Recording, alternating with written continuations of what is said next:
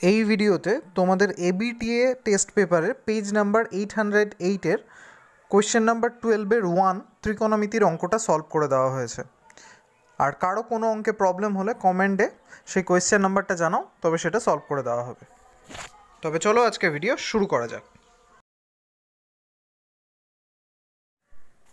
এখন আমরা করব এবিটিএ টেস্ট পেপারের পেজ নাম্বার 808-এর কোয়েশ্চেন নাম্বার 12-এর 1 নম্বর। কোয়েশ্চেনটা কী বলেছে তোমরা দেখতে পাচ্ছ, যদি 2 sin theta by 1 plus cos theta plus sine theta equals to x হয়, তবে দেখাও 1 minus cos theta plus sine theta by 1 plus sine theta equals to x. প্রথমত এটাও এক্স এটাও এক্স, অর্থাৎ আমরা এটা ইকুয়ালস টু যদি এটা প্রমাণ করি তাহলে আমাদের কাজ হয়ে যাবে। এই দুটো টার্মের দিকে যদি একটু ভালো মতো নজর দাও, এখানে উপরে জাস্ট 2 সাইন থিটা আছে আর এখানে আছে 1 minus cos theta plus sine theta, যে ক্ষেত্রে আমাদের এখানে আছে 1 plus cos theta plus sine theta. তাহলে আমরা নিচের টার্মটা করণীয় নিরসন যেভাবে করি, অর্থাৎ A square minus B square formula ফেলার তাগিদেতে সেইভাবে যদি আমরা চাই, তাহলে অঙ্কটায় এমন একটা টার্ম আমরা উপরে পেতে পারি যেটা এখানে উপরে আছে। সেই উদ্দেশ্য নিয়ে আমরা অঙ্ক শুরু করব। যাদের বুঝতে অসুবিধা হচ্ছে একটু দেখো অঙ্কটা, তাহলে সব কিছু ক্লিয়ার হয়ে যাবে। আমাদের এখানে প্রশ্নে বলা আছে 2 সাইন থিটা বাই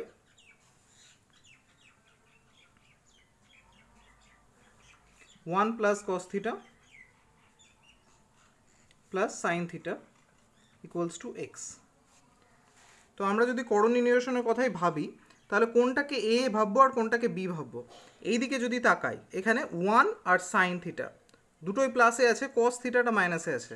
তো আমরা সেই উদ্দেশ্য নিয়ে কাজে এগোবো, অর্থাৎ 2 সাইন থিটা উপরে যেমন আছে তেমনই থাক, নিচে আমরা এখানে 1 প্লাস সাইন থিটাটাকে এ ধরবো আর কস থিটাটাকে বি ধরবো। তাতে কি লাভ হবে, নিচে অলরেডি আমি এ প্লাস বি দেখতে পাচ্ছি, যেখানে আমার এ হচ্ছে এটা, বি হচ্ছে এটা, আর এ মাইনাস বি দিয়ে আমরা লব হরকে গুণ করব। তাতে খুব সহজেই এ মাইনাস বি যে টার্মটা আমাদের লবে যাবে সেটা এই টার্মটা হবে। যদিও সেক্ষেত্রে আমাদের 2 সাইন থিটাটাকে কোনোভাবে সরাতে হবে, সেটা আমরা করতে করতে দেখব কীভাবে সরছে। তাহলে নিচে আমাদের 1 plus sine theta plus cos theta এমনটা আছে, তার সাথে আমরা নিচ্ছি 1 plus sine theta minus cos theta. এতে কি হলো, এতে আমাদের নিচে এ স্কোয়ার মাইনাস বি স্কোয়ারের ফর্মুলা পড়বে, যে ক্ষেত্রে আমাদের এ হচ্ছে 1 প্লাস সাইন থিটা আর বি হচ্ছে কস থিটা। আর আমরা চাইলেই লব হর দুটোকেই গুণ করছি এই টার্মটা দিয়ে, তাই লবেও হবে 2 sine theta into 1 plus sine theta minus cos theta. এক্সের কিছু চেঞ্জ হওয়ার নাই, এক্স যেমন আছে তেমনই থাকবে। এরপর নিচের ফর্মুলাটা যদি আমরা ভাঙি, অর্থাৎ এ স্কোয়ার মাইনাস বি স্কোয়ারের যে ফর্মুলাটা পড়ছে সেটা এমনটা আসছে 1 প্লাস সাইন থিটা, যেটা আমাদের এ, তার whole square minus cos square theta. উপরে যেমন আছে আপাতত না হয় তাই রাখলাম, অর্থাৎ 2 সাইন থিটা। তাই রাখবো এই কারণে, কারণ আমরা জানি আমাদের প্রুভ করতে হবে এটা, অর্থাৎ এই টার্মটা তো অক্ষত আমাদের রাখতেই হবে, তাই নাকি? তাহলে এই টার্মটা যখন আমরা অক্ষত রাখবো, তাহলে নিশ্চয়ই 2 সাইন থিটা দিয়ে এটাকে গুণ করবো না, কোনোভাবে 2 সাইন থিটাটাই সরবে। অঙ্ক আমাদের সেই দিকে নিয়ে যাবে যে কীভাবে 2 সাইন থিটাটা সরছে। এখানে আমরা নিচে এ প্লাস বি হোল স্কোয়ারের আরেকটা ফর্মুলা পাচ্ছি, যেখানে 1কে এ আর সাইন থিটাটাকে আমরা বি ধরছি। চলো তাহলে করা যাক।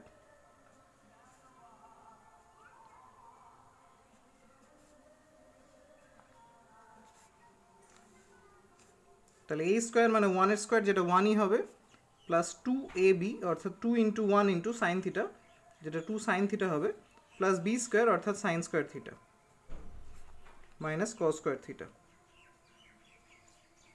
Equals to x.